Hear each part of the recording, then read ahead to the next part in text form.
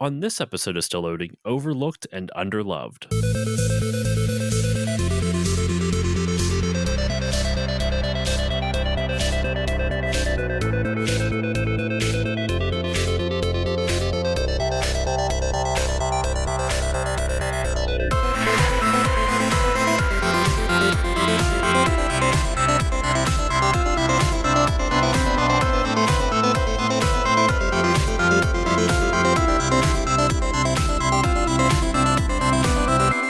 Hello, everyone, and welcome to this new episode of the Still Loading podcast. I'm your host, Josh Koval, and today on the show, I have a wonderful topic and guest for you. I'm so excited for this episode. I've been looking forward to recording this all week.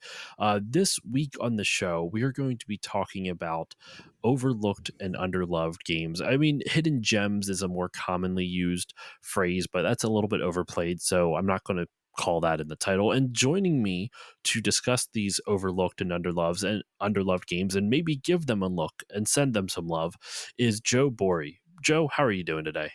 Hey, doing great. How about yourself? I'm doing fantastic. Thank you so much once again for setting aside some time. Like I said off mic, thank you again for making some time for this. I've been looking forward to this. So for my listeners, I guess we can explain at the top a little bit about why I'm having you on for this episode. We'll give a little teaser for the full promo at the end, but tell my listeners a bit about yourself.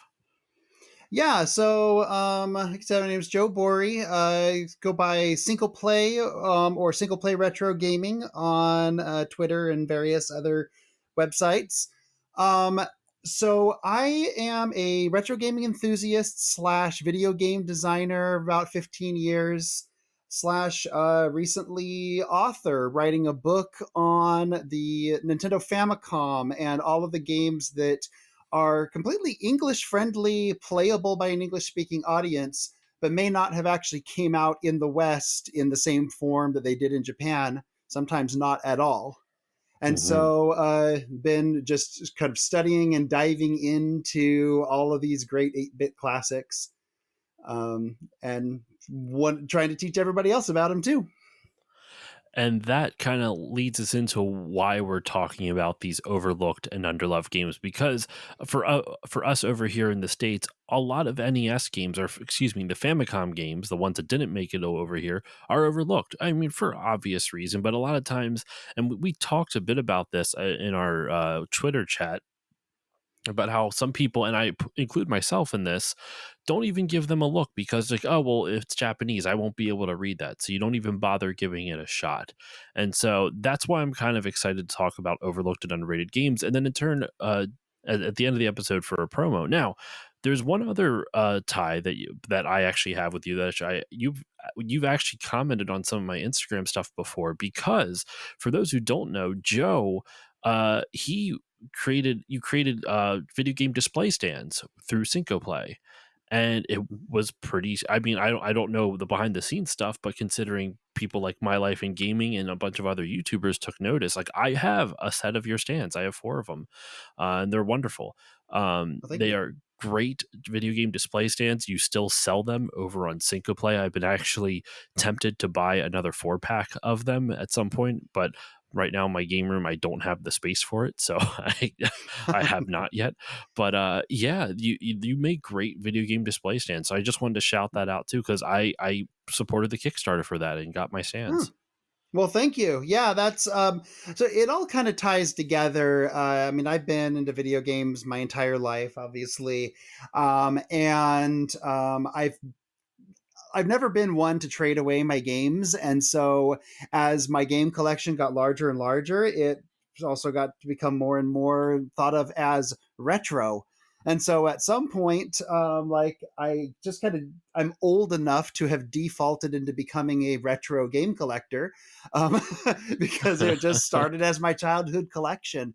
But when I started getting into the imports and started getting into all the Famicom stuff, I realized just how hard it was to display that stuff, because most of them don't have end labels. And Hmm. so you set them all side by side on a shelf and you have a bunch of colored cartridges and you have no idea what's on them. And so, like, my game stands actually just started as a way for me to think about how can I display my Famicom collection in a way where it looks cool, but also is functional and usable. And that just kind of turned into, well, I could use the same stands for Super Nintendo and Genesis and so on down the board. People start asking me for, like, how did you get that display? I want one too. So eventually my 3D printed stands became that Kickstarter, and it kind of got me got me into retro gaming as a business instead of just as a hobby. Hmm. And so that, of course, then leads to kind of the book and everything else that I'm doing in retro games. Yeah, all just kind of ties together.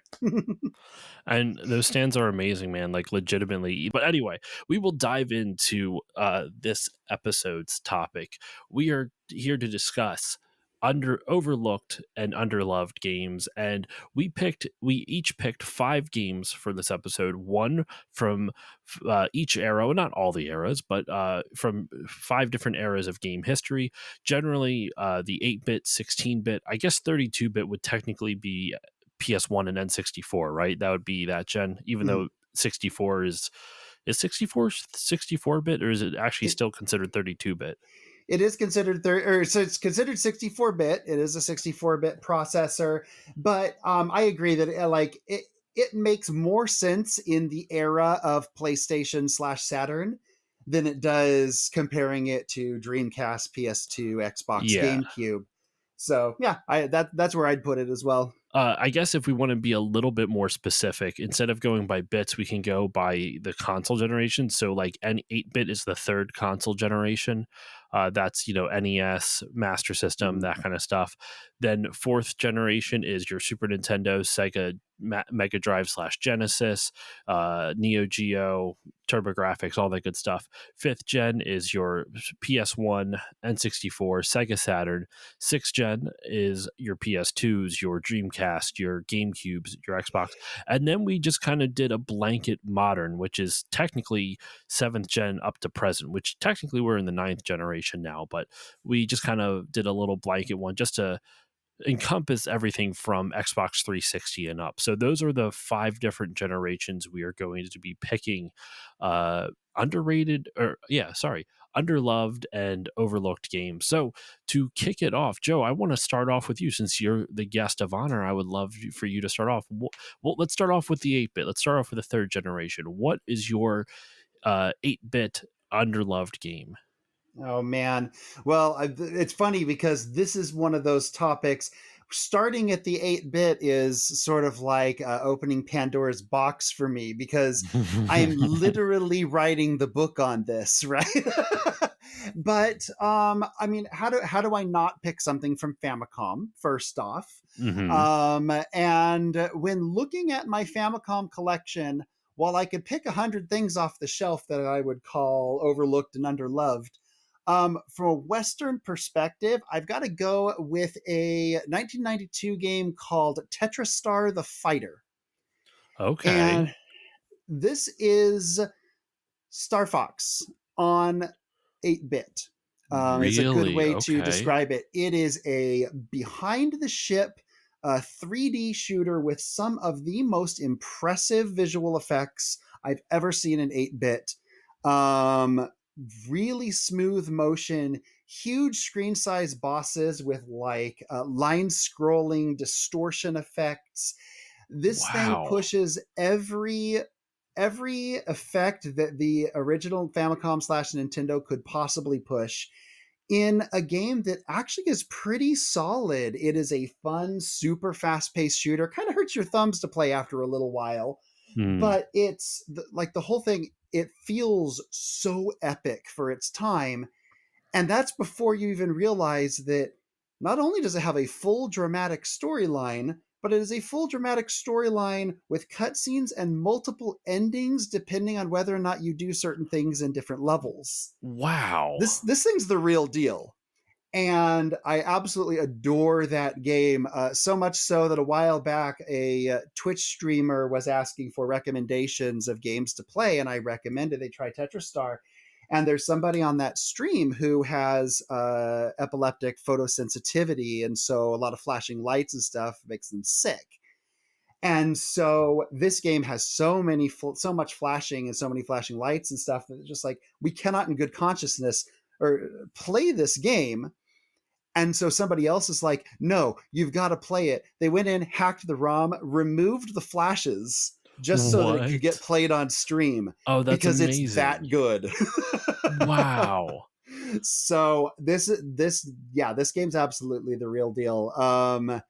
It has been going up in price recently, unfortunately, Hmm. but yeah, if you were to really want to see what the Famicom could do in the early '90s with a really skilled team, Tetris Star the Fighter is the game to check out. That sounds fascinating for a number of different reasons. One, usually tech, like it's not a tech demo. Like a lot of times games that are Mhm. like super technologically advanced are essentially glorified tech demos. You know, Yeah. there's little story. Maybe the game's a lot shorter because they have to spend so much effort just getting the crazy tech to work. But from the way you describe Tetris Star, it seems like it has both. It's not Mhm. just a tech demo. It is a tech demo along with a full story and game with multiple endings. Wow, Yeah. that's Uh, amazing. Absolutely. So, I mean, I could list a ton of games that in that era that were glorified tech demos, really. But that is, I think, the thing that makes TetraStar stand out is that so the company that made it, Home Data, they had had a couple of previous, also kind of behind the character 3D shooters. Hmm. One that feels a lot like it's like a Space Harrier clone, Okay. and then another one that was like a almost like I think it was like World War II combat or something. And so they felt a lot more like tech demos, like they were trying to learn how to make this stuff happen on the hardware. Okay.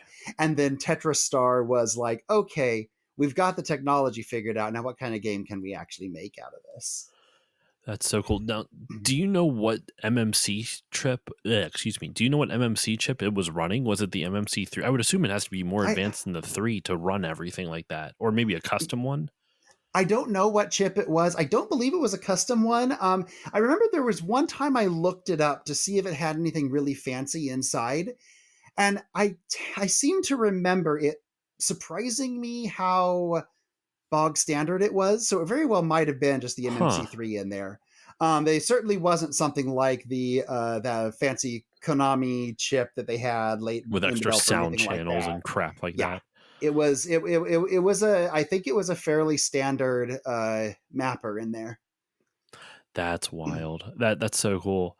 For my 8-bit game, it I don't have very pretty much any experience with the Famicom library. I own how many it's like 3 Famicom games. One is Super Mario Brothers 3, the other is Dragon Quest 3, so definitely not uh somewhat friendly to someone who can't speak Japanese or read Japanese. And then I also have Hide. Those are the only 3 Famicom games I have. So I also went with Nintendo though for my 8-bit choice. I went with Kabuki Quantum Fighter, Ooh. which I have shouted out a bunch of times on social media, but I've never really done an episode on it in earnest, mainly because I have not beaten it. It is a very hard game, at least, and I'm bad at 8-bit games. Mhm. I love them, but I'm bad at them. So it's hard for me. I don't know if it's actually hard compared to other stuff, but this is one of those games where I'm just consistently amazed it even got a release in North America because it's just so it feels like such a niche idea, especially with the name of Kabuki Quantum Fighter. So, the premise of the game, for those who have not played it, is you play as a guy named Colonel Scott O'Connor. Or sorry, no, you're playing. You're a player who adopts the persona of a 25-year-old Colonel Scott O'Connor, who is a military agent. I'm reading this off of Wikipedia just so to save a little bit of time. A military agent who has transferred his brain into raw binary code using experimental technology in order to combat a rogue program in the main defense computer. When he enters the system, his body forms the self image of his great grandfather, who was a kabuki actor. The virus in the virtual world takes on properties of an actual virus It leaves behind debris, mutant creatures, and parasite environments of biological nature. And at the final level, it is review. Actually, you know what? I'm going to. Oh, well, there's a plot twist, not a great one, but there is a plot twist in this. I'll leave it. I'll leave it there just in case anyone wants to know what the plot twist is. What first drew me to this game and captivated me besides the title. I mean, the title alone is pretty it's out there. One, the cover art is amazing. I think it's really cool looking. But two, it's a really solid side scrolling platformer. Like the controls feel really good. You have a decent variety of attack. You have like a weapon that you can use. You also have you whip your hair back and forth and you just can whip enemies with it. One of my favorite elements, though, and it's may sound simple, is the fact that one of the platforming techs or like mechanics is you jump and you grab onto things on the ceiling and you're hanging on to them. And they're like tiny little floating platforms in midair that you're hanging underneath. And when you jump up, he can do like almost like a backflip up and then land on top of the same platform you were just holding on to. So it has this really interesting, like, it takes the movement of the character after you jump off of one of the hanging platforms and it uses that movement as a part of the mechanics as opposed to just some type of visual flair, which I thought was really cool. Um, Well, if I remember right, the that in that game, the further you are into your swing, the higher you jump off the platform. Is that right? So it has yes, kind of the actual physics of your swing play into the platforming as well, which is actually really hard to pull off back on the 8-bit processors. So that was really it's a cool. it's a fun game, and now it's not like your character will swing back and forth, so you don't have to build up momentum. But you know where you let go, like essentially Mhm. they'll be dangling from a standstill, and then they'll just kind of this dude must have abs of steel because he just like he eats himself up, and he's able to get a ton of momentum from it. So depending on where you let go, the jump, like you said, is where like determines the height of it. So if you let him like really go with his abs, like he will launch himself high up into the air. It's awesome. It's a really good game. I really enjoyed it. It came out in 1991 in North America, came out in 1990 in Japan, a year after the North American release in Europe in 92. So it's a really good game, and I've shouted it out before, mainly just because of the bizarre nature of the name, and it's definitely something that I feel like nobody talks about unless you are like deep into retro games. If you Mhm. know retro gaming and you listen to a lot of retro gaming or partake in a lot of retro gaming content, you know, someone will bring it up at some point, but it is still so random, and I feel like it's underloved. Like I feel like it's a really good platformer that not enough people talk about. Fun note on this one. Are you familiar at all with the Japanese version? I am not. Did you know that it was a licensed movie tie-in? I'm reading that a little bit in Wikipedia, but if you want to expand on that, by all means, go for it. No, so there was I don't even know what the movie was called, but there was some kind of like a this bizarre martial arts. I feel like it was almost Zip like Bang is sci-fi or what it was something. called. Yeah, okay. And yeah, so Human Entertainment was known for, like, by that point they were known for a lot. They were a really good, really well respected developer, and so they were one of those companies that, like, even if you gave them a movie tie-in for a low budget movie, they were going to build something incredible out of it. And so they went to make a movie tie-in for this, and literally, like, they took a couple of pieces from the plot and then just kind of designed their own game and their own plot around it altogether. Barely touched the movie's storyline at all. It almost feels like maybe they'd had the game first and then just tied the movie license to it. Who knows? But yeah, put that out there, and then when they brought it to the West, they just removed the license and made it Kabuki Quantum Fighter. So yeah, this is a fun thing. Apparently, I'm looking at some of their other credits. At least according to Wikipedia, they're the developer of the ever expensive Stadium events published by Bandai, which I did Mhm. not know. They also developed for the NES, and it only came out in North America, Gilligan's Island, The Adventures of Gilligan's Island. I don't know. Is that game any good? Do you know anything about it? it I don't know if I would call it good. um In fact, I would probably call it bad, but I have a little bit of love for it because I played it a lot as a kid. Okay. So it's one of those things where I have a nostalgia for it, despite the fact that it is objectively not great. Fair enough.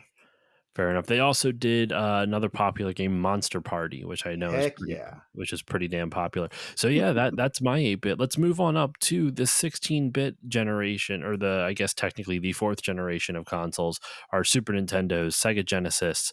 I still think Genesis is a cooler name than Mega Drive. I'm sorry, Europe and Japan and everywhere else except North America. I still think Genesis is cooler. Anyway, we're on that gen. So Joe, what is your pick for your underrated or underappreciated game? So the one that made this one challenging is because the 16-bit era is the most over discussed era in gaming.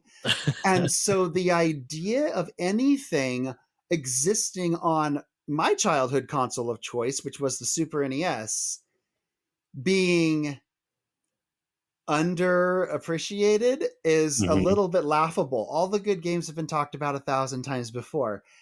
So I actually am cheating a little bit on this one in that I'm sort of going to pick two, but there's a reason for that. Okay. Okay. So the one that I want to point at first is Skyblazer, Oh, all which right. was underappreciated at the time, even though nowadays people look back and say, oh, yeah, absolute hidden gem classic, right? Mhm. But at the time, no one knew what the heck Skyblazer was. And Skyblazer, it had everything. It had awesome graphics, really Mhm. interesting level designs, lots of like cool technical tricks, incredible controls, something that had just enough like fantasy, not really RPG, but those sort of feel to it to make it not just another platformer. Great boss designs, etc., etc. I love Skyblazer. But the reason why I say I got to pick two is because the one that people give less love to nowadays is the predecessor to Skyblazer, which was Hook. Like the based Um, off the Robin Williams movie? Based off the Robin Williams, Steven Spielberg movie about Peter Pan. Oh, okay. Sony Image Soft made Hook first, and it was so good. It was huge, bigger than Skyblazer, about twice as many levels as Skyblazer had. Had this flight mechanic in which if you get the fairy dust, you not only can attack, but you can also fly around in the levels. And there were like labyrinths that you had to fly through and not touch the walls and stuff, which was kind of interesting. Fantastic music, great graphics, etc., etc. It was a super solid game, and I was really, really into it. So when I went and picked up Sony Image Soft's next game, Skyblazer, and realized that it was Hook 2, it was effectively they took their engine from Hook and a lot of their gameplay mechanics from Hook, but built an entirely new game out of them. Holy Hmm. crap, right? That was mind-blowing to me as a kid who had already been playing Hook for a year or two at that point. So nowadays we all look back and talk about how amazing Skyblazer was, even though back in the day we didn't know it, but not enough people talk about how great Hook was before That's interesting, and because I feel like it. Skyblazer, not in terms of gameplay, but in terms of kind of like it's like a slightly in terms of popularity, I guess, within the gaming community, I would say it's like a slightly more popular uh well, not slightly, like a more popular Kabuki Quantum Fighter, where I still feel like most people who have a passing interest in retro gaming don't really know about Skyblazer, but as soon Mhm. as you're in the community, all of a sudden, it's one of those ones that gets talked a lot. Like Kabuki, I don't know, maybe my perception's way off. I don't see anyone talk about Kabuki. Skyblazer Mhm. definitely comes up at least at least once in a while. But Hook never does. What a great pick. It's interesting. I actually have a copy of Hook for the Sega CD. Uh, It's very close. It was, I believe, it was pretty much a port of the same game. But I have not played the Sega CD one, so I cannot vouch for the quality of the port. I didn't enjoy it, but it had voice acting. So I'd be Oh, curious to try the Super Nintendo version to see if I like it anymore because I did not really enjoy the Sega CD one. But yeah, that's neither here nor there. For my own, it's actually kind of ties into Hook a little bit in terms of it's a license game, and I also had two that I was kind of torn between talking about. The first one I'm going to just shout out because it wasn't my original, but I did a full episode on it, and I feel like it was kind of a cop out. But Tiny Toon Adventures: Buster's Hidden Treasure for oh. the Genesis, really great game. I feel like it's like a I mentioned it on the episode that I did with my buddy Gabe Swore. We kind of talked about how it felt like a combination of Sonic and Mario, and Sonic's like momentum but Mario's platforming. Whether that works or not, it doesn't work for everyone. I thought it was fun, but that was my honorable mention for this pick. The real one I'm going with is the Mighty Morphin Power Rangers the movie for the Sega Genesis.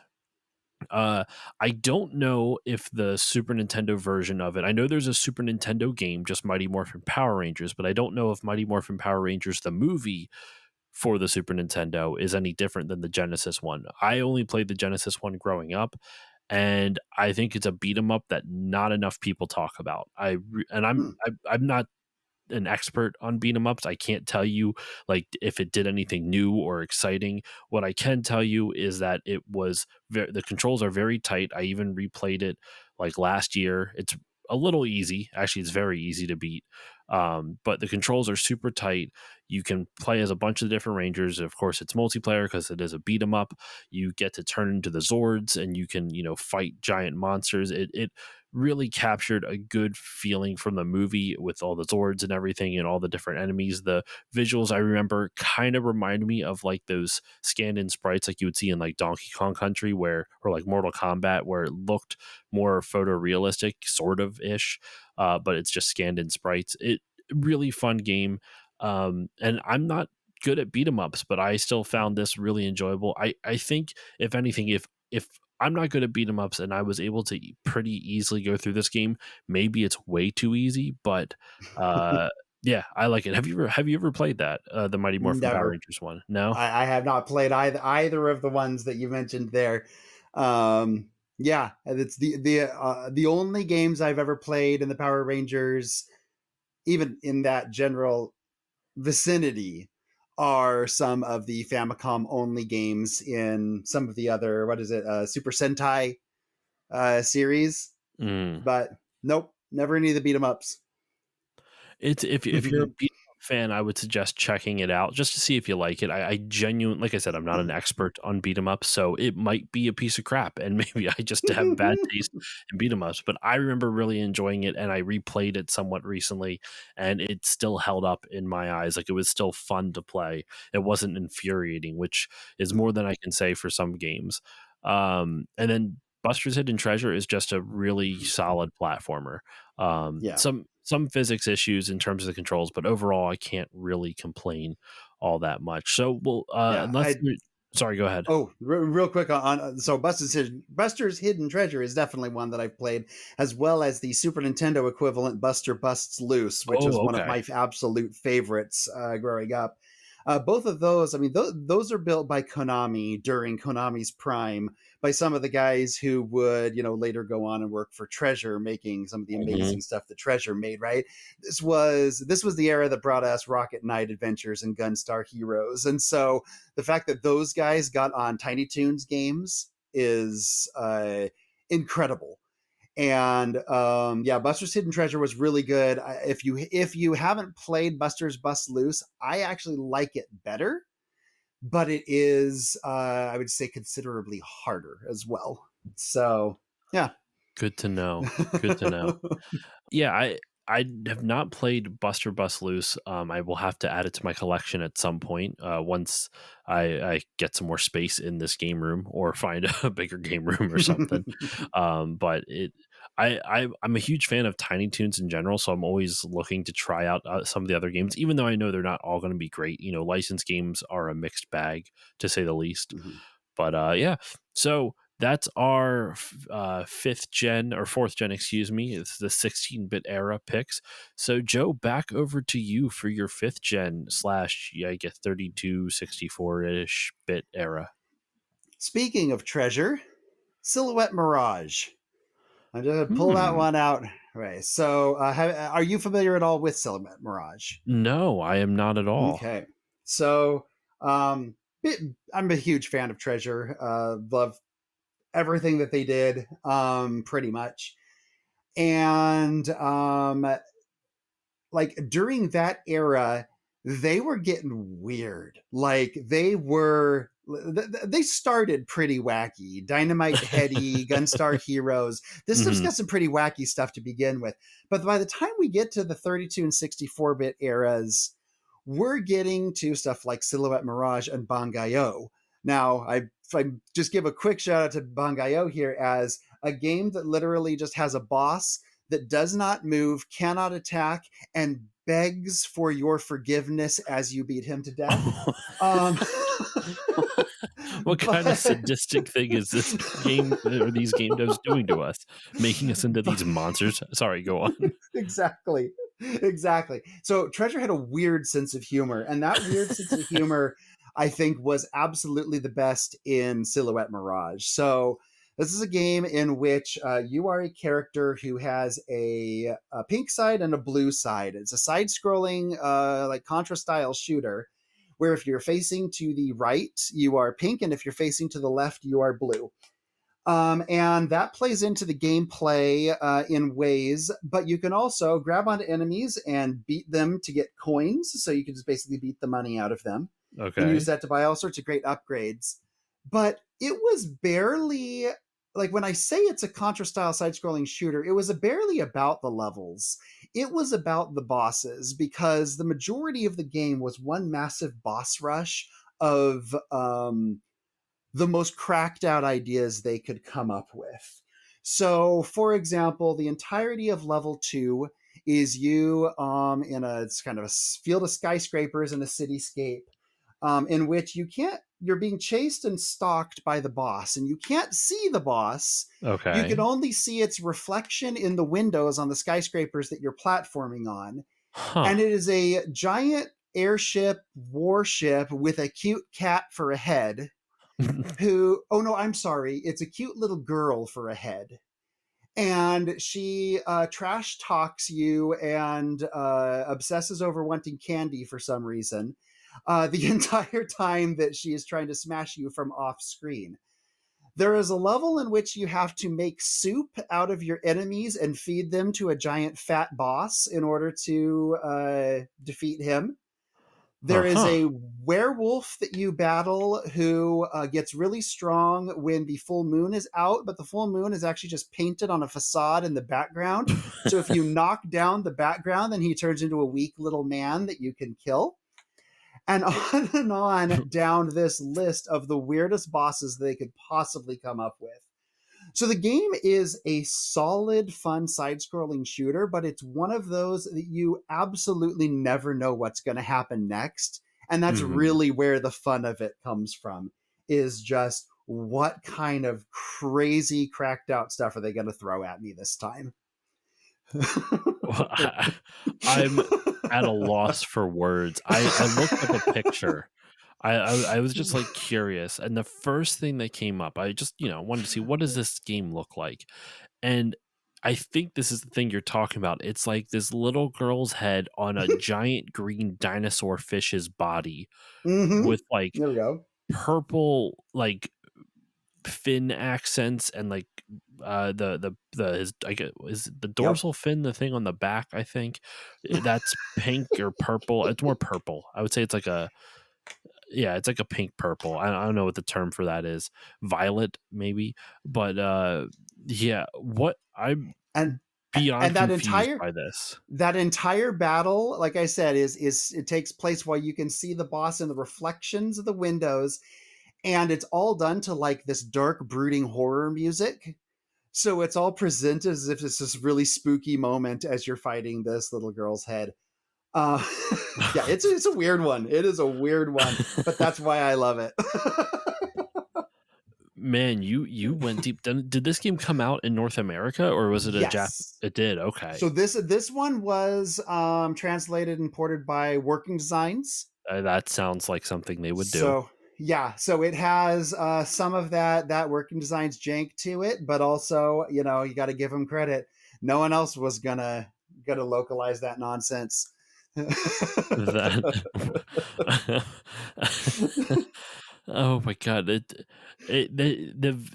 visual designs don't look anything like this, but in terms of the weirdness factor, it just reminds me of Choaniki. Oh yeah. Just in terms of just strangeness. The visuals are much more cute than Choaniki. Um, much, much, much more cute. That's wild. Treasure is like it's one of those game companies that I feel like uh simultaneously doesn't get enough love, but also is talked about a lot. Hmm. It's Absolutely. they're such an interesting a company. They're actually I didn't know they were even still in business. Are they? They have a Twitter account that had a tweet 5 days ago for Radiant Silvergun. Oh, you know what?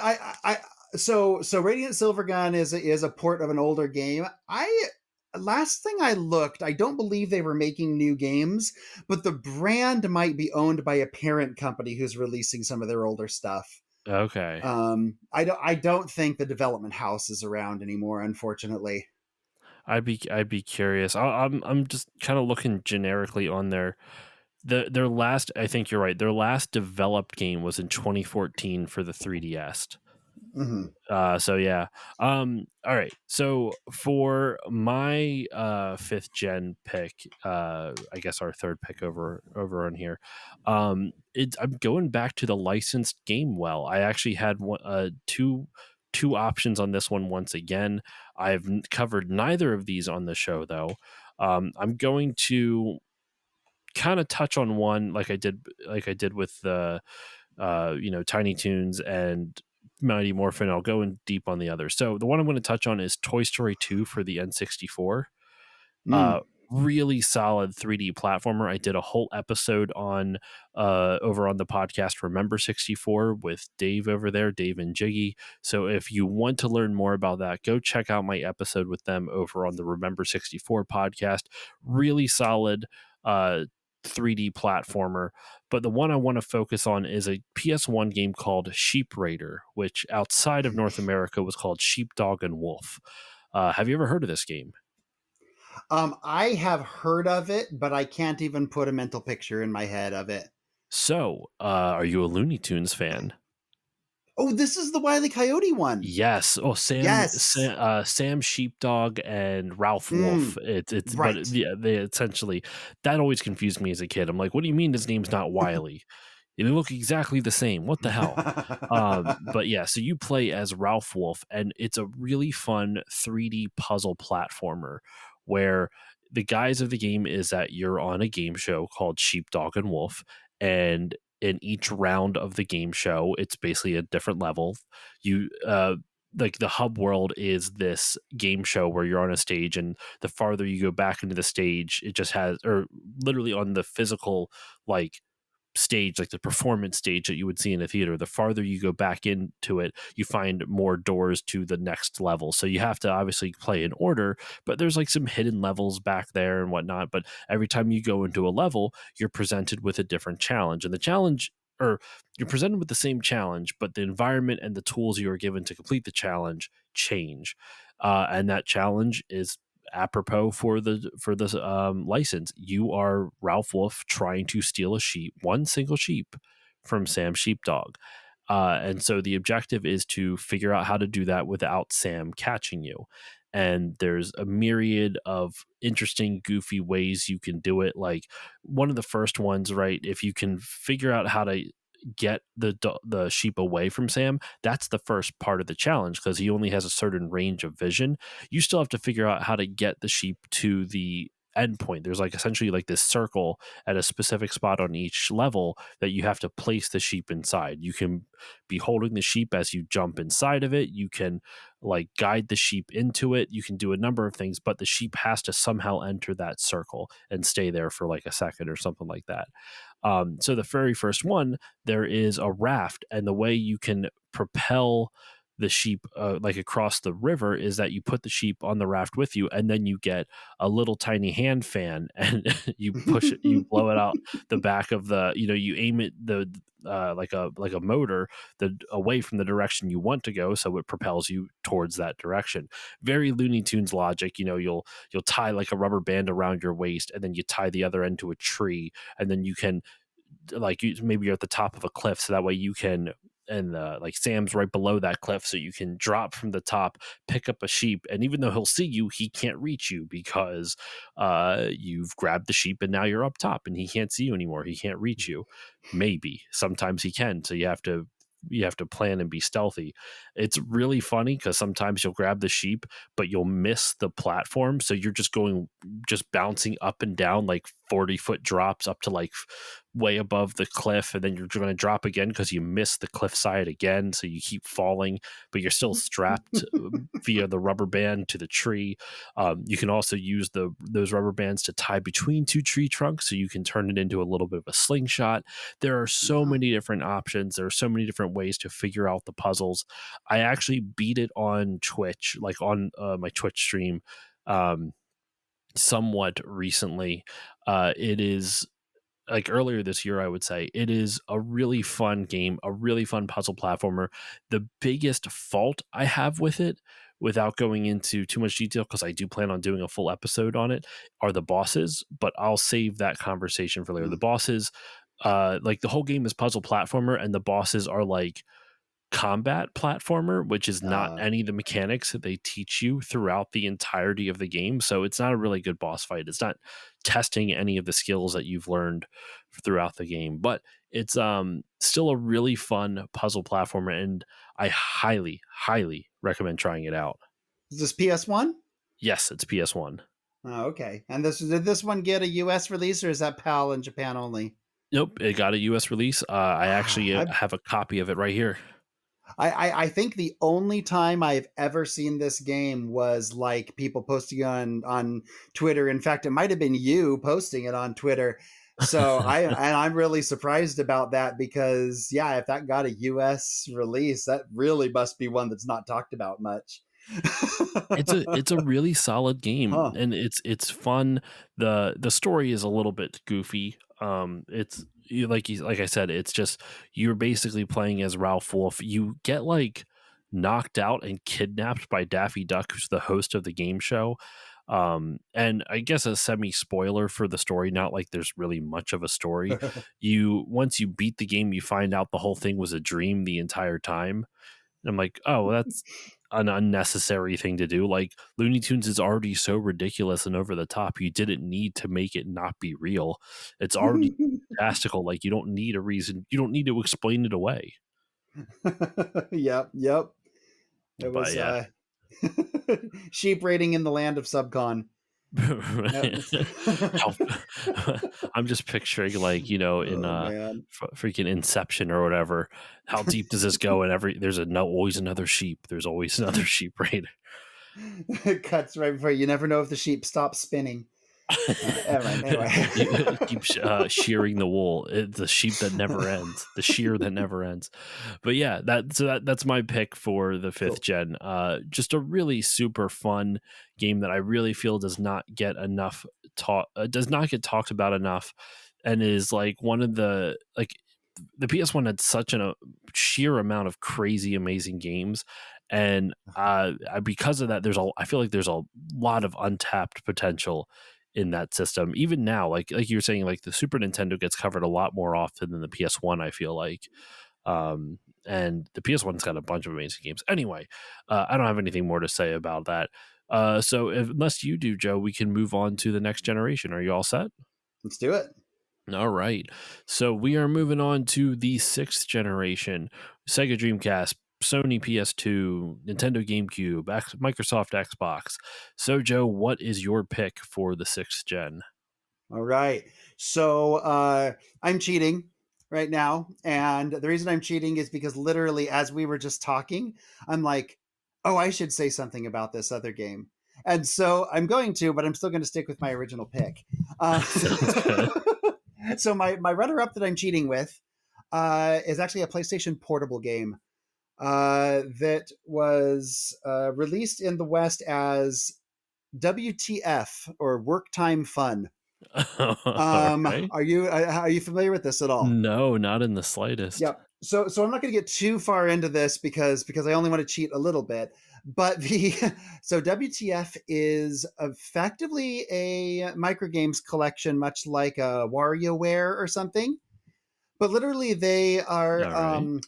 like it is, the game is presented as if like it is your job and you need to earn this money. And in order to earn this money, you must do these things. And it is like um, sorting products at a factory, or fixing holes in socks, or like the work related things, silly things you can do, but they're all turned Okay. into micro games that you just churn for money. And then you use the money to buy special stuff in the interface. And these special stuff range from, like, bonus games that you can play, to my single favorite thing that you can unlock with that money, which are the ramen timers. You spend the Okay. money to unlock, Okay. to be able to use your PSP as a ramen timer. And it is you could choose 3, 4, or 5 minutes. All right. And when you set up the timer, it starts a video, and you can choose male or female. And then it has, if you, so the male is the best one by far. It is this bodybuilder on the beach in like skimpy Speedos, who is flexing and saying, muscle, muscle, so strong, such muscle, while the timer is going down. And then every once in a while, he's like, only 2 minutes left until delicious ramen. Muscle, muscle, flex, flex. And that's your ramen timer. So anyway, that's my props shout out to a company having the guts to release WTF on the PlayStation Portable in the West. It's a bad game, but it's amazing. It sounds like one of those ones where it's like it's such a curiosity, you absolutely have to play it. Just it's the equivalent of liking a movie ironically, it sounds like. Exactly. Exactly. And it's so messed up, it's so off the rails that it's wonderful. Okay, so now for my real answer to that question. um PlayStation 2, Xbox, and GameCube all got aggressive inline. Mhm. Have you played aggressive inline? Are you familiar with it? I remember learning about it, but I don't think I've ever played it. So that is pretty much everybody's take on aggressive inline. Is, hey, I heard about that one time, and we heard about it because Acclaim really, really, really, really tried to market that. But the problem is that this was a post Tony Hawk clone, and I say Mhm. that with finger quotes that you cannot see, because there's some history between Neversoft and Z-Axis, the developer of Aggressive Inline. So, back on the original PlayStation, in the same month, uh, Z-Axis releases Thrasher Skate and Destroy, a skateboarding simulation that is incredibly well done, really, really difficult. It's about being a good skateboarder, kind of like what EA did with the Skate series later. It's about Mhm. actually mastering the technique, Okay. with a soundtrack that is all the history of hip hop. So as you play the game, you're actually learning like the history of the music through the game's soundtrack. Wow. It is incredible. Thrasher Skate and Destroy was so good. And the same month, Neversoft releases Tony Hawk's Pro Skater.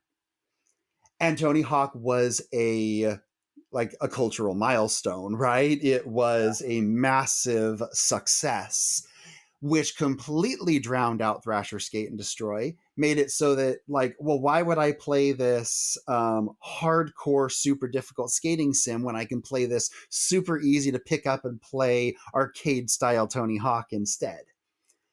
So Tony Hawk Pro Skater gets a couple of sequels, becomes a huge deal. Z-Axis moves on to doing the Dave Mirra BMX series, I remember and those, I then played yeah, those. and then they decide to double down on, okay, we're going to make a game that is Tony Hawk but better, and they do it with inline skating. And so they do aggressive inline. And aggressive inline is 8 massive semi-open skate parks. They took away the time limit, which, remember, this was after Tony Hawk 3, before Tony Hawk 4. We'll get to that. Yeah. And so the idea of, Tony Hawk was still on a 2-minute time limit per run and all of that. And here they're like, okay, we're going to take away the time limit. We're going to put quests right inside the world so that you could skate up to somebody, talk to them, take a quest, and then it might start a timer or have you go do Wow. something. We're Yeah. going to put events in the world that you can do, like when you're in the amusement park. If you grind the 2 wing nuts on the Ferris wheel, you knock the wing nuts off, the Ferris wheel comes loose, rolls down the boardwalk, smashes through a wall, and opens up an entirely new area of the amusement park that now you can go in, skate, and take new quests. Hmm. So you've got these kind of open world interactions that you can do, making the levels bigger and bigger and bigger. And for the time, these levels were massive. There was so much to do, dozens of quests in them, tons of custom content. Anyway, Aggressive Inline was absolutely fantastic. So fantastic that Tony Hawk Pro Skater 4 straight up copied from Aggressive Inline. So Aggressive Inline copies the Tony Hawk mechanics. Tony Hawk copies back for Tony Hawk Pro Skater 4 and takes the exact same game flow, the exact same style, and makes a Tony Hawk out of them. I still think Aggressive Inline is a better game than Tony Hawk's Pro Skater 4. But the crazy thing about it to me is that this little company who was always trying to just eke ahead of Tony Hawk ends up creating a game so much better that Tony Hawk comes in and steals their designs. Um, It's just all about being at the almost at like the wrong place at the wrong time. They were ahead yep. of their time in a lot of different aspects, it seems like. And sometimes being the first in the door is not always the best. So Z Axis, with exactly that, they have kind of a sad end to their story because moving after Aggressive Inline, the next game they went to was they were going to try to make Dave Mirra Pro BMX 3. And it was supposed to take a lot of the stuff they learned from Aggressive Inline and make it even bigger and better. And Acclaim was going bankrupt and going out of business. Acclaim was their parent company. And so Acclaim insisted on them getting licensing through the Scores strip clubs, turning the whole thing into BMX Triple X, Oh and no. So that's releasing how that that disaster on the world. That BMX Triple X started as the follow up to Aggressive Inline. And when you play that game, if you are a fan of Aggressive Inline, you can see it. But at the same time, what you're seeing is a half finished, mostly broken alpha prototype of what a sequel to Aggressive Inline would have been. So that's kind of so sad. unfortunate, man. Yeah. Wow. I had no idea. That's okay. On it, so that might be Z Access might be a company that I do like. So I do bonus episodes Mm, for my patrons, and generally it's just kind of like they're like 15 to 20 minutes. I do them like twice a month type of thing, and just a little extra on the side. This would be a perfect topic, just exploring the history, like in a kind of a bite sized version of the Z Access history, because that's incredible, mhm. man. Like, They that's they wild. they are a fascinating company. They are also the company back in, I believe it was 93 or 94, that was in charge of the Madden football series. And they added the very controversial idea of allowing the ambulances, when they come in to pick a player up off the field, to be able to run over other players, injure them, and then they have to get picked up too. And it was very much their sort of irreverent style of Z Axis to do something like that. And I remember the magazines complained about that like crazy. But that was just kind of who Z Axis was. They always sort of they didn't care so much about doing what you were expecting as much as they cared about doing something a little bit irreverent and I almost want to say inappropriate with it. And I kind of loved them for that. They were always a surprise. They were pretty cool. It's a bummer. It seems like their last couple games under the Z-Axis moniker was after BMX Triple X was X-Men the official game, which did not review well. I don't know if it's actually bad or if just the reviews were bad. And then they did Mm-hmm. Guitar Hero Van Halen when they changed their name to Underground Development, Mm-hmm. and that was the last game they ever published or developed. They were working on actually a Call of Duty game, and like a Call of Duty game that never got released, called The Devil's Mm-hmm. Brigade, which is interesting. So that's a So bummer, late, man. I had no yeah. idea. The thing is that even late Z-Axis, those where you're talking about there, they had bled all of their talent when Acclaim went bankrupt, and so that was the it was Z-Axis in name, but it wasn't the same team. Okay, fair enough. Fair enough. I know Um, Activision picked up a lot of them, but anyway. that's funny you mention Activision because, well, yeah, there is a connection. There is a connection. So, Mhm. for my pick for the sixth gen is Metal Arms Glitch in the System by Swinging Ape Mhm. Studios. Have you ever played this game? Yeah. Yes, I Yeah, have. I love this game. I love it. Now, I guess, do you like it, or is it kind of like, are you Oh yeah. holding your tongue, biting your tongue? Oh no, no. It is exactly my kind of game, that sort of good but janky game that had such high ambitions that it flew a little too close to the sun, and yet, Mhm. like, how could you not love it for it? Yeah. I adore this game. I don't it's not even that janky. The controls are a little floaty. I'll say that. The controls are a little floaty. Like you play as a robot named Glitch who is discovered in the scrap heaps of this planet called Iron Star. You are kind of thrust into this world of this war between this rebel group called the Droids against this group of bad guys called the Millbots. It's got a little bit of Terminator vibes in the sense that the Millbots were created by their droids and then they ended up kind of taking over type of thing, something along those lines. It's been a minute since I've played the game, but it's a third person shooter.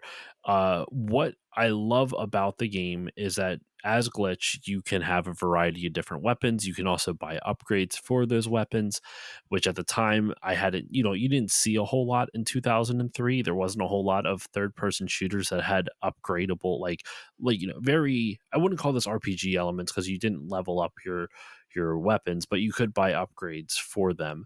What was cool about it, though, there was such a huge variety of weapons: rocket launchers, machine guns, shotguns. Their version of a sniper rifle was called a rivet gun. It was a little amusing that if you wanted to look down a sight, your rivet gun didn't have like a scope or anything, but you could equip a scope in your offhand. So it's essentially like the gun is grafted into Glitch's arm, and he just kind of swaps out the gun for whatever he wants. He literally just takes it off of his robot arm and attaches the next one that he wants to use.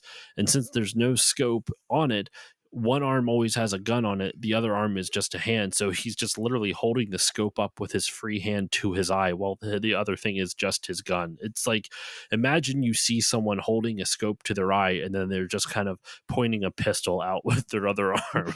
That's like the visual that you're seeing from this. And you have to, the game's got an okay story. It's got a pretty cool world overall, got really cool varied gameplay. There's like some mild horror elements where you go through like like these mines, and there's like these almost like zombie robots, which is a little hard to explain. They're really cool. The biggest thing though that really blew my mind as a kid was the tether control, the tether weapon.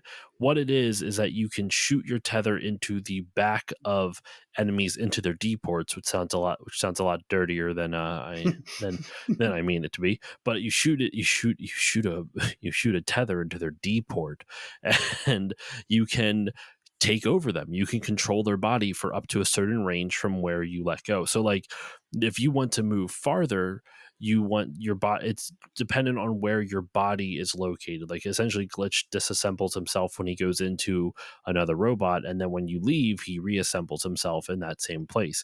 So it's all based on where your body is disassembled at. So you can actually use that strategically to be like, well, if I want to, control as this one millbot up to a certain spot, then I want to make sure that I take control over on this half of the map, so that way I can be sure that I can reach it from within that range. It was really cool. I really enjoyed this game, and Swingin' Ape Studios was bought up by Blizzard, which is now Activision Blizzard, and ceased to exist. They don't. I don't know if it was their first game or their only game. I'm not entirely certain, but it's a bummer because I really feel like it's a game that no one talks about in this era, and it's got a good sense of humor. It's got pretty good shooter Mhm. mechanics, though the controls are a little bit floaty.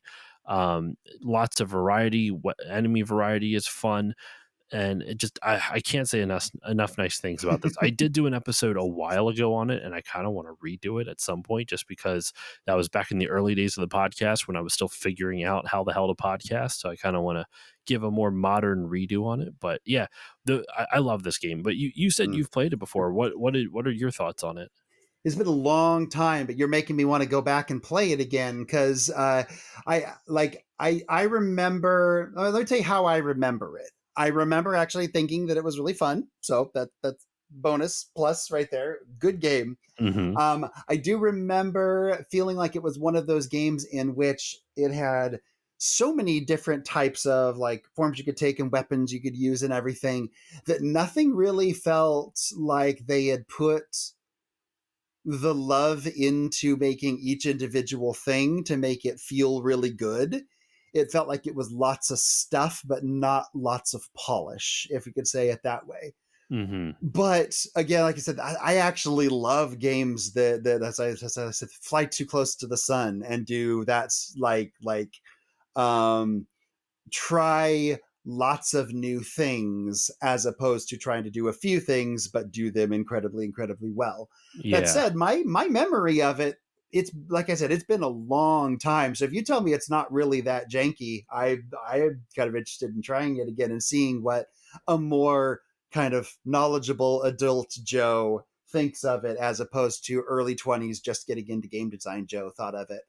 Um, I think you'll find the controls are a little bit hard. Like when I say mhm, floaty, it's like Glitch has a lot of momentum to his movement. So mhm, when you stop moving, he will continue to move for a decent while longer than you would want him to move. And that can be a little frustrating. But mhm, but other than that, I never really had too many issues. And because the game doesn't require you to do a lot of precise platforming. And if it does, it doesn't take up too much of it. Like you have enough control where it's not awful, but it's also not good. I wouldn't say it's good. I would say it mhm. definitely is a detractor, but it's never enough of a detractor that I'm just like, oh fuck this game. I don't want to do this. But yeah, Metal Arms is great, man. And Yeah. I actually wanted to. I've been trying to. I found the dude's email. One of the directors of it and one of the writers of it is a guy named Keith Aram, and I actually found him online. He runs his own, like he works in the game industry still, and he runs a company. I forget what it is. He it's going to drive PCB Productions, I believe, is the name of his company. And he still works in the games industry, and he works in the movies and in the movie industry and everything. So I might actually have to try to reach out to him, see if he'd ever want to come on the show at some point. Because uh, That'd be cool. I've said it before. This is one of my favorite games of all time. So I'm Mm. dying to get my hands, or not in my hands, excuse me, dying to get to speak to someone who worked on it. The other writer on it is a dude named Dave Wittenberg, and he is a voice actor who's done a lot of other stuff. He's a voice actor, a writer. He's done a lot of different things. He's in Cowboy Bebop. He's like the movie. He was the character Lee Samson in the Cowboy Bebop movie. He's in some of the Naruto. He's wait, hold the phone. I think he might be the voice. Am I reading this correctly? He, at least in one point, I need to see if he's the voice in the original series as well. But yeah, he is. He is the voice of Kakashi in Naruto. Hmm. So one of the main characters, that's sorry, that's just wild to me. I had no idea. Um, and he's done movies and stuff like that. So yeah, this dude Hmm. has been around the block, and he is a voice actor and scriptwriter. So it's kind of interesting that he worked on this. He was one of the lead writers on this, and most likely, in all honesty, one of the voice actors for it as well. Yeah, he was actually the voice Hmm. actor of Glitch. So he was the voice actor of Hmm. Glitch, and he wrote a lot of the dialogue in it. Anyway, yeah, I love this game, man. It's one of my personal favorites, and I Cool. really wish more people would talk about it. So I'll be doing another episode on it at some point. But That's awesome. let's move on over. We are getting to our final game for this episode. Modern, pretty much, the modern era, which is a pretty wide span. We're covering the 360 to modern, so that's three different console generations, or 360 to present, excuse me. So, Joe, let's wrap it up. What is your final pick for this modern era? So it's something that if you follow me on Twitter, I never shut up about. Um, so it is actually I mean, I'll pick a single game if I have to, but it's actually a series. It's the Tetsudo Nippon series. One of them was released in the US and it was released under the name Japanese Rail Sim. Oh, I've Um, heard of this. I've never played it. I've heard of this though. yep. So these are train simulators. And when I was, I guess, early 20s, late teens, something like that, I worked at a Staples office store. And we had a gaming section. And at that era, it was like a whole bunch of like the old, like backyard baseball type of stuff in there Yeah. and Total War and whatever. And one of the games that we had on the shelf was Microsoft Train Simulator. And I used to Okay. point and laugh at that, thinking that is so silly. It's on a rail. There's nothing to simulate. This is just a thing moving forward on a rail. And for some reason, as a smug 20 something, I thought that was the funniest thing. And like a few years ago, I see a YouTube video in which somebody picked up a Japanese rail sim Journey to Kyoto, and it was a train simulator that is actually made from a HD video taken from the front of an actual train line in Kyoto, Japan. And it goes, so they recorded video footage of it going in both directions, day Hmm. and night, spring and fall.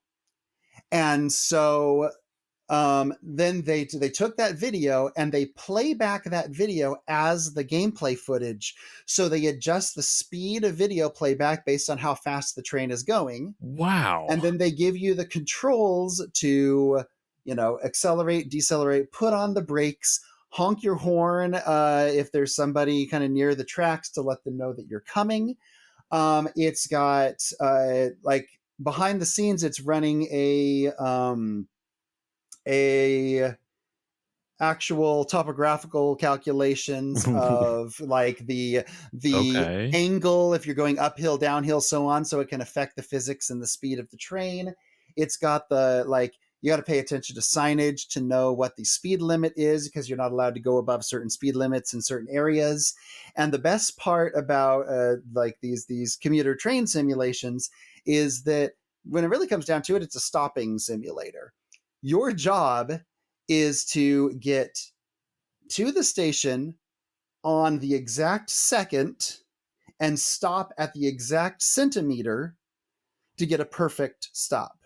Okay. And so it is incredibly technical, precise. And so it'll be like, okay, this next section is going to take me about 3.5 minutes.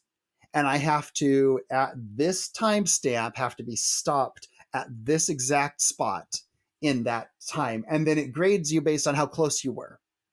And so trying to get that elusive 0 centimeters on the Hmm. second stop is S ranking. Really hard to do. I've been able to do it a few times. It feels so good.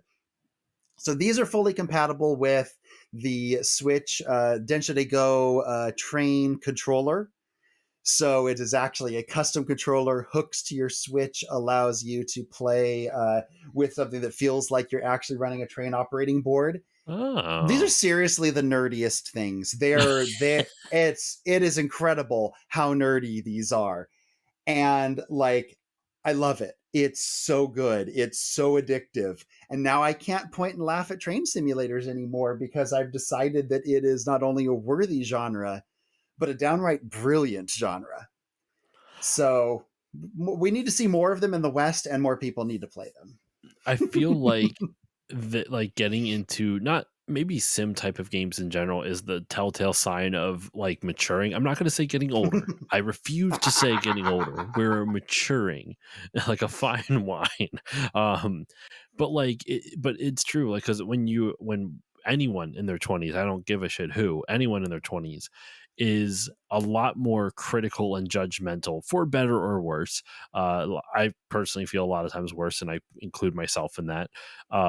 Where you lack a lot of nuance, so it's like you write something off just because you write something off, and I feel like I would have done the exact same thing if I would have seen that too. Same with like Microsoft Flight Sim, which like egg on my face. That game I've never played it, but like that thing it's been around Incredible. forever. It's still popular. People still buy copies of it. It's incredibly like important, but it's just I still have yet to try it. But still, like it's clearly like why bother making fun of something if it's clearly success? And this Japanese rail sim is definitely that. I'm very curious to try it out. Oh, there's five of them now on the Switch, and they are all really good. But you have to get them near launch because when Mhm.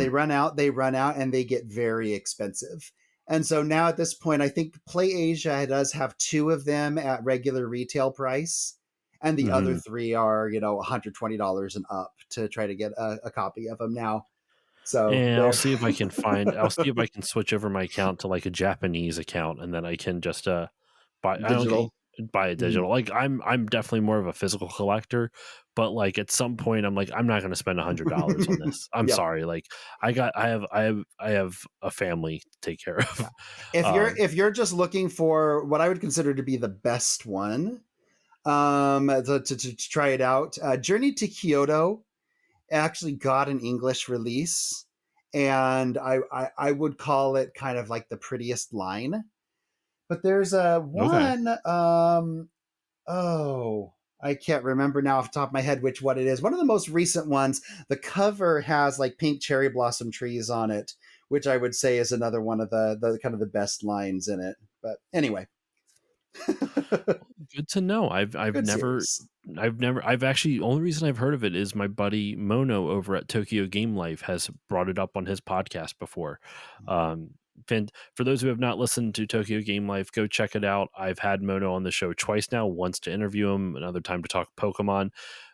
Mono has had me on over there a bunch of times, so go check out his podcast. It's a great podcast all about what is it as he describes it, a slice of gaming life in Tokyo. So Mm. definitely go check that out. Anyway, so for my final pick for the modern era, I picked. Uh, I want to say it's their first game. I'm going to double check real quick. It is their first game, at least that I can see. The Unfinished Swan by Giant Sparrow. Oh. I Mm-hmm. love The Unfinished Swan. I feel like it's a game that doesn't get talked about because their second game, What Remains of Edith Finch, is a lot more popular. Mm. Um, and this came out around the same time. I'm going to double check on the release date, but I'm fairly certain it came out the same year as Journey did on the PS3 as a Very digital similar era, release. yeah. Yeah. Yeah, So if not the same year, it's really close. Journey came out on March 13th in 2012, and Unfinished Swan came out in October of 2012. Mm.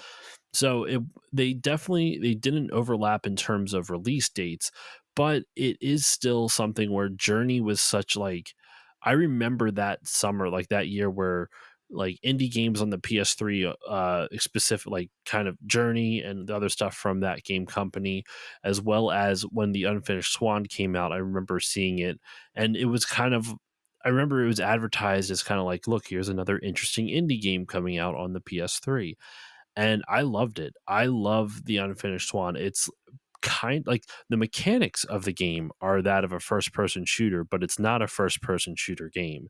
You Mhm. play as this little kid named Monroe who basically kind of walks into a storybook sort of like, and you are exploring this world where you literally paint it into existence with your first person shooter paint gun.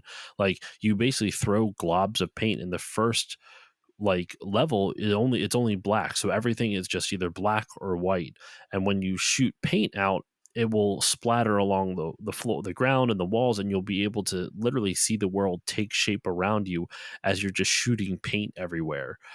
It's really cool, and there's no shadows in the first level. You get shadows as the game goes on, but the whole story is told almost like it's like a children's book that you're just kind of exploring through, like this really magical children's book. And I've never really been able to play a game that made me feel like I'm playing in a children's storybook more than what the Unfinished Swan did.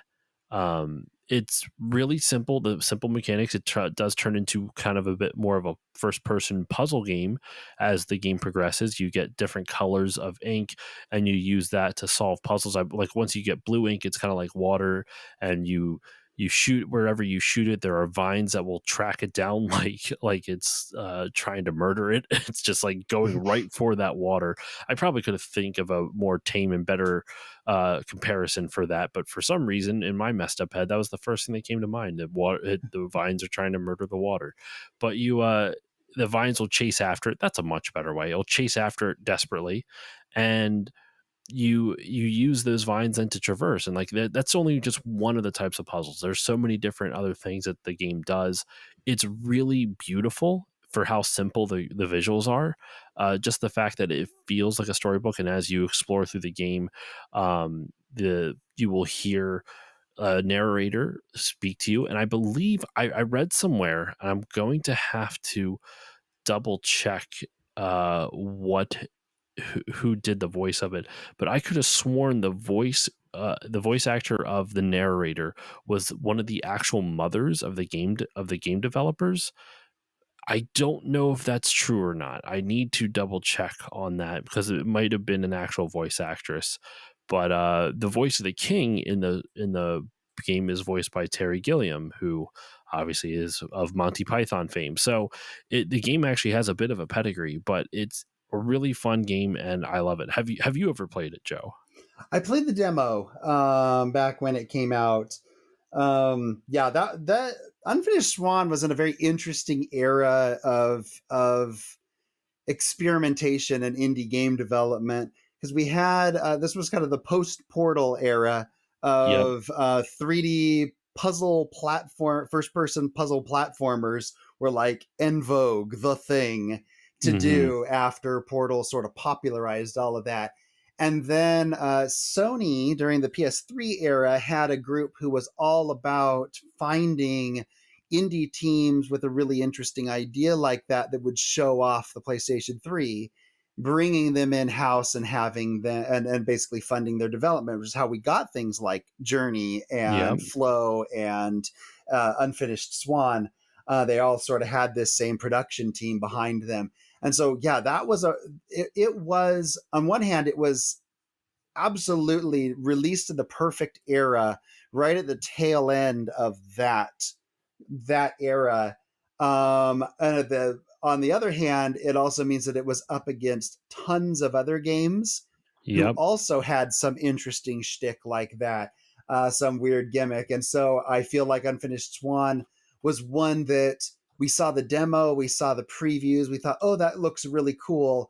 And then by the time it was released, we had seen so many games that tried something crazy like that Unfinished Swan sort of slipped through the cracks.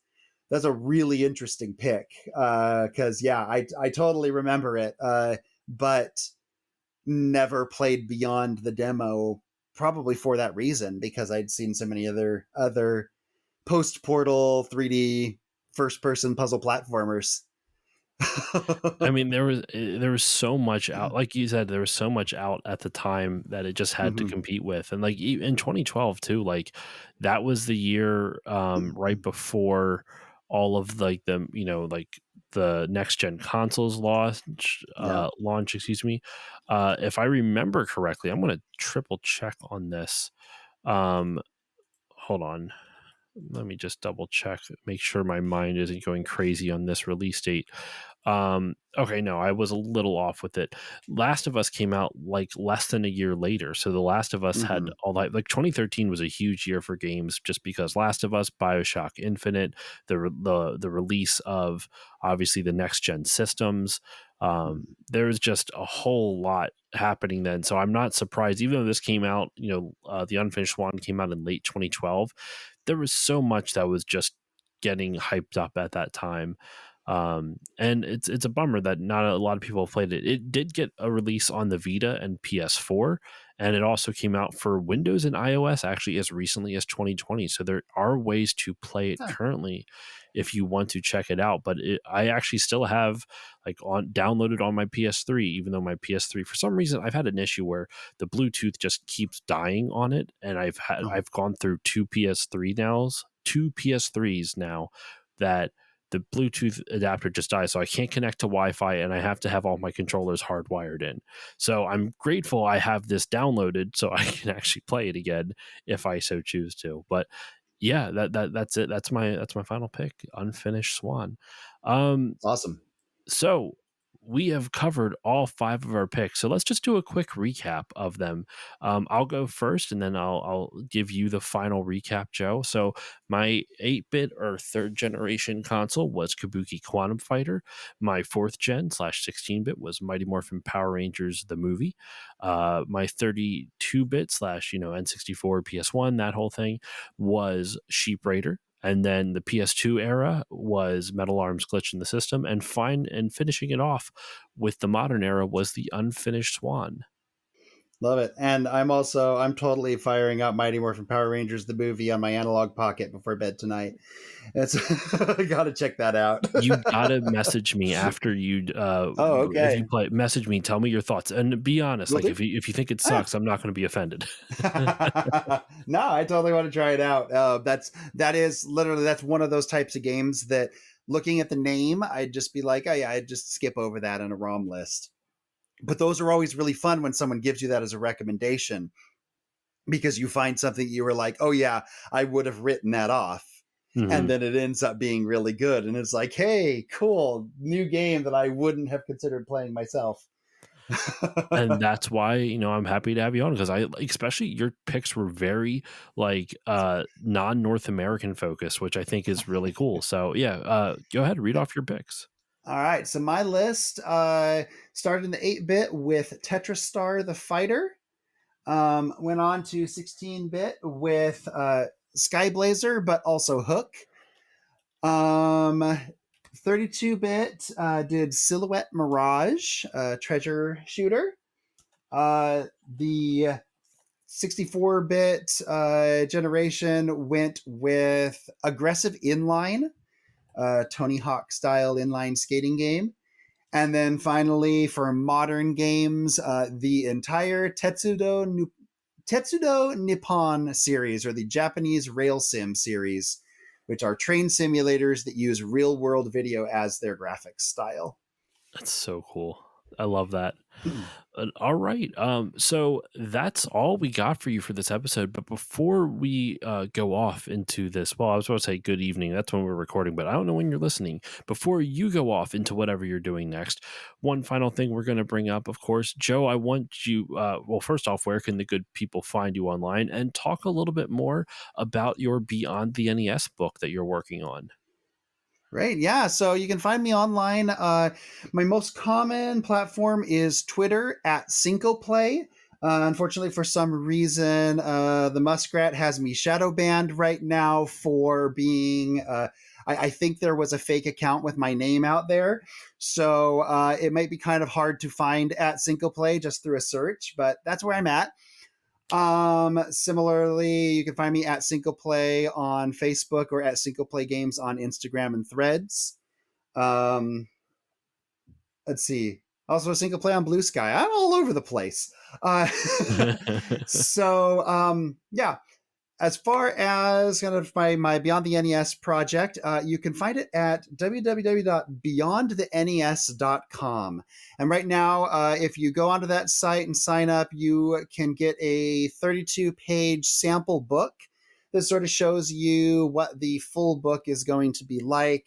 Has a ton of games reviewed, a really great interview with the Russian video game comrade who grew up playing Famicom games bootleg form in Russia in the early 90s.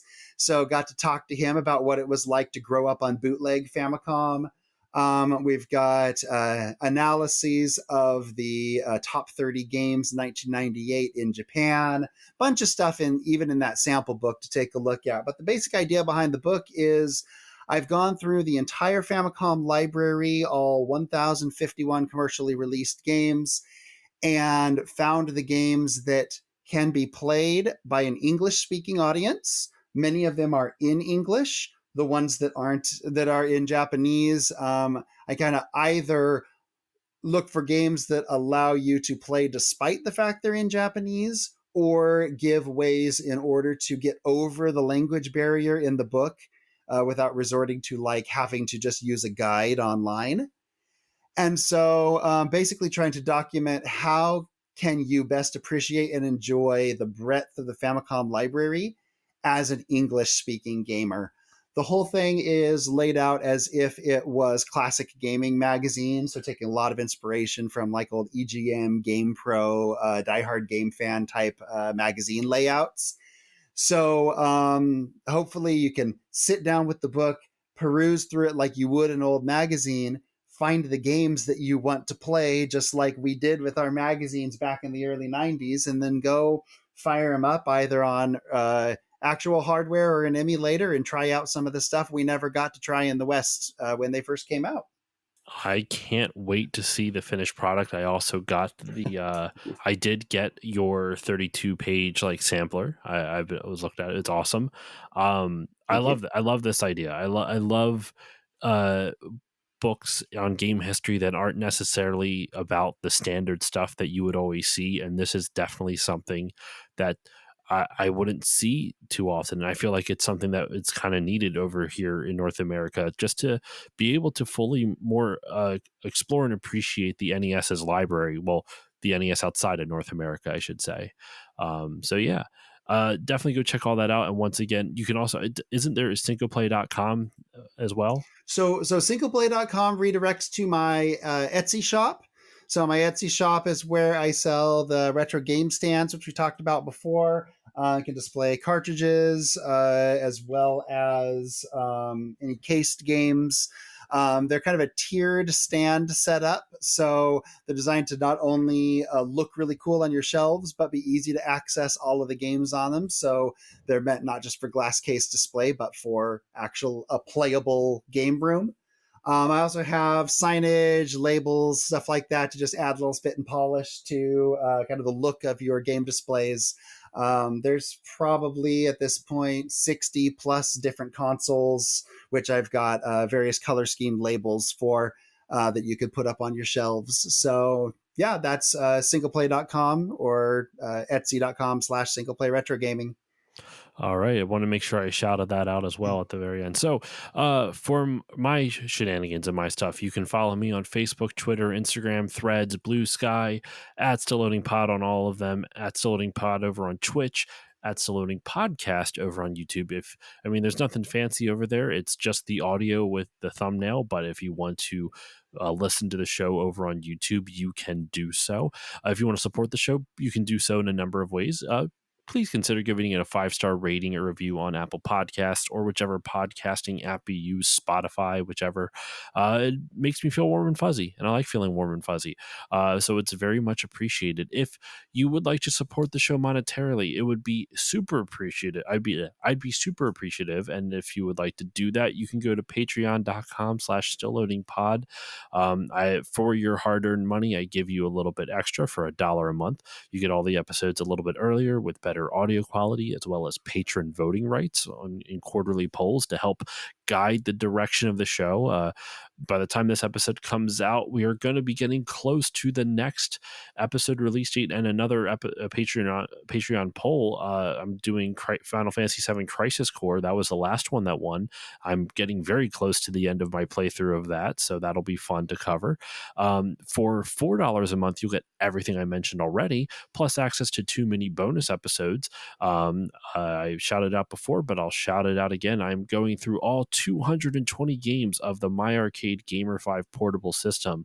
And you said it's one of those 220 in one deals. So you know it's going to be high quality when you get games such as Curly Monkey and Curly Monkey 2 to really sink your teeth into. Also, there's been a lot of Panda Olympic sport games in this. There's the day we're recording this, I have another one of these bonus episodes coming out Friday, and there was a whole bunch of things involving the 100-meter dash, but you're a panda, and skeet shooting, but you're a panda. I don't understand it, but there's lots of Panda Olympic related events. So if you want to learn all about that, that's at the $4 level for you. And then the final thing is the $5 level. You get everything I mentioned prior, plus access to Still Bonding, my monthly James Bond podcast where me and a bunch of friends bond over 007. It's a lot of fun. They're 2.5 to 3.5 hours long. And at this point, by the time this episode drops, it's either going to already be out or close to be out. License to Kill will be the next one up, or right around, or the most recent one. And that means there's like 12 or 13 different more episodes that are at least 2.5 hours long. So lots of content for you. So that's all of it for me. Still patreon.com/stillloadingpod. Sorry for the long-winded plug at the end there, everybody. But my final shout out is the Bit by Bit Foundation. The Bit by Bit Foundation is a nonprofit organization whose mission is to put video games and video game consoles in the hands of kids receiving inpatient care at hospitals. So if you would like to support them, please go to bitbybitfoundation.org and consider donating. That is all the time I have for you today. Thank you all so much for listening. Joe, once again, thank you so much for joining me. I appreciate it. Thank you for having me. And I'm very surprised that Panda Olympics didn't show up in your overlooked and underloved list.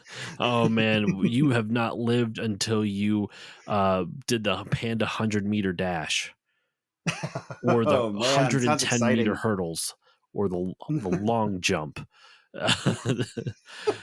It's I there's some games in there too, dude, where it's like I get I can't go into it. I get so mad at some of these. But if you want to hear more about that, listeners, $4 level, there you go.